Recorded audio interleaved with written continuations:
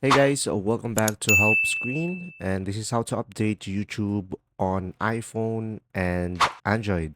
So guys, currently I am using an Android. So if you're using an iPhone, it will be App Store, but if you're using an Android, it will be Google Play Store. So just simply open the application and now just simply tap on the search icon at the bottom and search bar at the top and search for YouTube, and it will be the same thing on iPhone.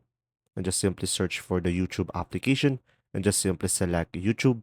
And guys, as you can see, when there is any update, you should be able to see here update and just simply select update to update your YouTube. And to make sure, just simply select the three dots on the top right and make sure to enable the auto update so you will always have the latest version of the application. And now from here, you should be able to update it.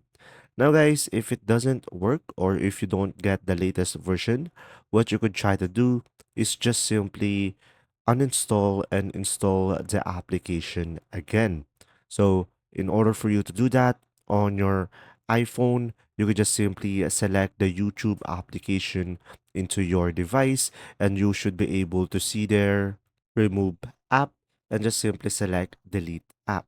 And then here on the Android, just simply select uninstall over here directly on the Google Play Store and select uninstall and just simply install it back again into your device and you should be able to fix it.